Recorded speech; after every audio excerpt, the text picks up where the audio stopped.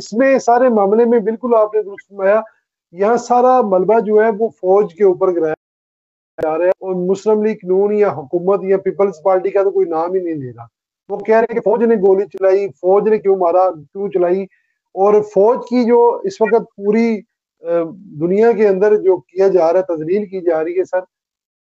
असल में मसला देखिए, रियासत फौज जो है वो अगर गोली भी चलाएगी तो वजीर आजम के हुक्म पे चलाएगी, हुकूमत के हुक्म पे चलाएगी।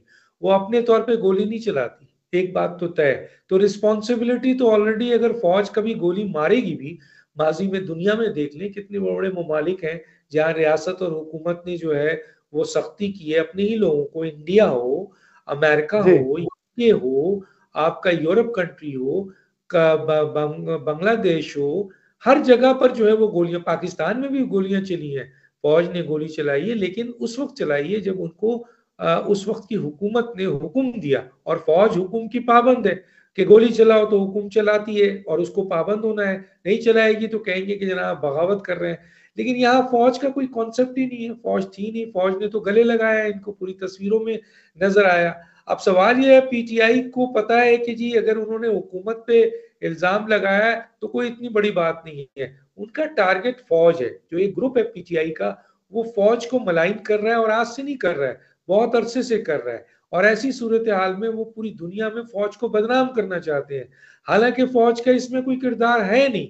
अब सवाल ये पैदा होता है कि जब बलूचिस्तान में फौज के जो वहाँ के कमांडर थे और उनके साथ अहम तरीन लोग अवाम के लिए बदतरीन तूफान में काम कर रहे थे तो शहीद हो गए, तो उनके साथ कितना बड़ा बड़ी बात की गई। तो फौज टारगेट है इस वक्त पीटीआई के एक बहुत बड़े ग्रुप का। एक बहुत बड़ा ग्रुप जो बाहर होते हैं खासतौर पे, वो जी सारे इल्जाम फौज पे देना चाहते हैं, फौज की तस्दीक करना चाहते हैं। और ये एजेंडा है बैन अवी ताकतों का। और खुद हिटलर ने भी कहा और लोगों ने भी कहा कि आप अपने आप को तबाह करना चाहते हैं तो आप अपनी फौज को और अवाम को लड़ा दें। तो ये जो अवाम को लड़ाने की साजिश है, ये फौज के खिलाफ साजिश नहीं है, ये मुल्क के खिलाफ साजिश है। क्योंकि इंटरनेशनल कुव्वतें जो पाकिस्तान के मुखालिफ हैं, जो पाकिस्तान के खिलाफ हैं, वो चाहती हैं कि पाकिस्तान की अवाम फौज से लड़े, उसके खिलाफ हो जाए। और इस सिलसिले में पीटीआई का एक ग्रुप जो बाहर बैठा हुआ है वो ये किरदार अदा कर रहा है।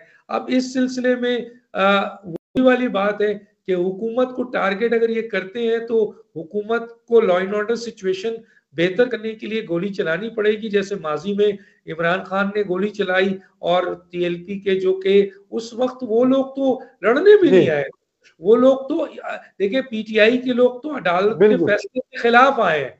सबसे बड़ी बात यह है कि अदालती फैसले के खिलाफ आए हैं, उन्होंने कानून तोड़ा है।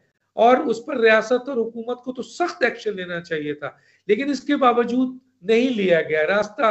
ये मारते धाड़ते, रेंजर्स को शहीद करते, पुलिस को मारते हुए घुस गए ये। अब वहां पर जो अगर ये क्लेम करते हैं कि इनकी लाशें गिरी हैं और हुकूमत और रियासत ने गोली चलाई है तो प्रूफ दे दें। बाकी फौज के ऊपर टारगेट पीटीआई का एक हिस्सा जो कि ज्यादातर मुल्क से बाहर है वो कर रहा है, और वो बैन अवी ताकतों के एजेंडे पे कर रहा है। एजेंडे